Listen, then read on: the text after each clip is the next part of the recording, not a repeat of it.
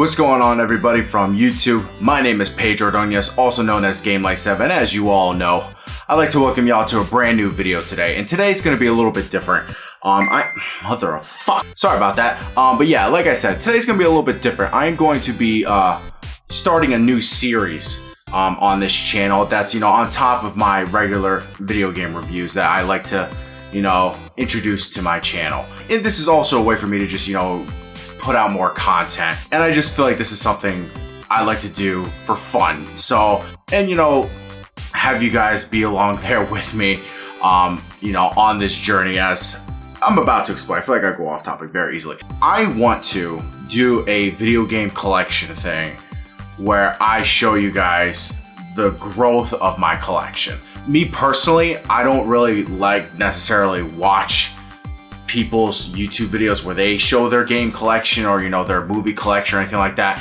A lot of big YouTubers do that and stuff like that. Generally, I don't care for them, so I'm gonna be a complete hypocrite today and do it myself as well. But I think the way mine is gonna be different now. I'm pretty sure somebody has already done this or is still doing this. But for me, starting at a channel that's at 400 some odd subscribers, which thank you so much. I have a very small collection so far of video games, and my whole thing is I want to be a video game collector. So I want my, collection to be like massive at some point, because I see all these videos on YouTube, on TikTok of people showing off their video game collection. It just makes me jealous. It's like, damn, I want to get to that point. So I feel like, not only will, these videos push me to get more video games and stuff like that, I feel like it's also a cool way for you guys to be there with me on this journey to seeing how big my video game collection will eventually end up being.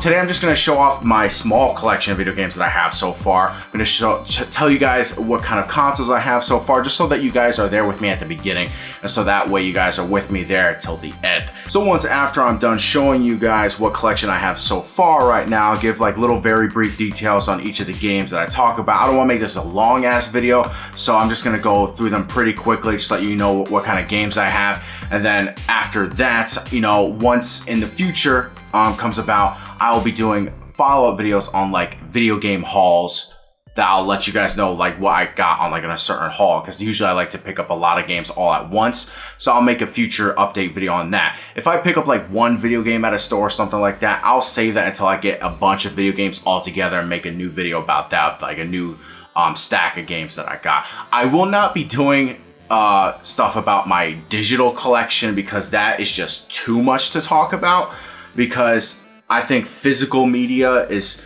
more interesting to present to people. So digital media, and I have hundreds of video games on PC. Steam alone, I have like nearly 300 games. I'm not gonna go through that list. Half of them I don't even freaking play, or I probably will never even end up getting to anyway. So I just want to go through my video games that I have here right now, let you guys know about some of the video games that I have, what kind of meanings they have to me, and we'll go on from there. Which also, by the way, I just want to let anybody know who is a fellow game collector as well, to keep track of like how many video games you collect over time. You know what is a good tip? Download the app called Game Eye. They aren't sponsoring me or anything like that. I just think this is a really good app to use. You download it and it gives you all the types of ways to put your video games in a library. So that way you can keep track of what games you have, what games you own, and probably more or less like a wish list as well of what games you want when they come out. So I think this is a great thing to have for game collectors. I use it all the time. I think it's very helpful and useful. So I think if anybody who is out there just starting to become a game collector, such as me starting out, it's a very good, useful tool. I suggest anybody to use it who is in the same position. So quick tip there for you. So first, I just want to start off with what game consoles I own.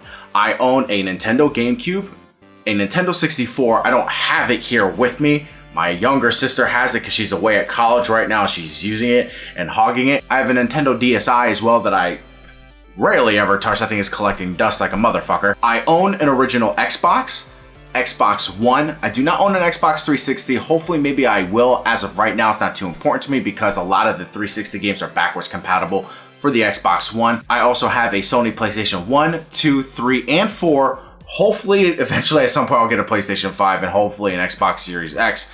Who knows, we'll have to see. And I think that's about it in terms of actual game consoles. I used to own a Sega Genesis. I have no idea where it went though, but hopefully one day I'll be able to get my hands on another one. If I'm forgetting anything, I'll just update you guys in a later video. So I want to start off with Nintendo 64 games. Let's start off with that real quick. I own Tarzan for the N64. A lot of these are childhood games. Very little of these are actually games that I just recently got. So I'll let you know which ones are just childhood games and ones that I just recently bought. Rugrats Scavenger Hunt. Childhood game. A Bug's Life. Love that movie. Childhood game. Excite Bike 64. Played this game so much as a little kid. Toy Story 2, this game is on its way out. I think I might need to get a replacement, but it still works, thankfully. Star Wars Episode 1 Racer, I just recently got this about a couple years ago. Perfect Dark, good first-person shooter. I've never really played it too much, but hopefully maybe one day I'll do a review on as well. Tony Hawk's Pro Skater 2 for the N64 as well, and the original Tony Hawk's Pro Skater on the N64 as well. A lot of these have very crappy labels. I need to get replacements for them at some point as well. 007, The World Is Not Enough. Hey You Pikachu. I don't know where this game came from. I don't know how it got in my collection. I think somebody might have just owned it at one point and then eventually came to me somehow. I do not actually own the actual microphone to the game that comes like with the actual controller. Hopefully one day I'll be able to get my hands on one. That's gonna probably be very expensive though, so I'm not gonna get it anytime soon. Mickey Speedway USA. I remember getting this at my old rental store back when I was a kid. This was, that is old. Beetle Adventure Racing.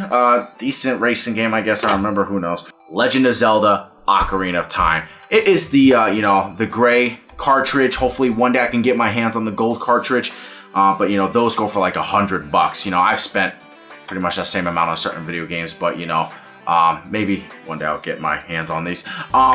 I do want to eventually get like the cardboard boxes for them as well, like the boxes they came in, but you know, those are so much more expensive. But you know, hopefully one day I'll be able to have enough money to just get those and add them to my collection. So I did say I do own a Nintendo GameCube. However, I had just recently got a Nintendo GameCube. So this list for Nintendo GameCube games is very little.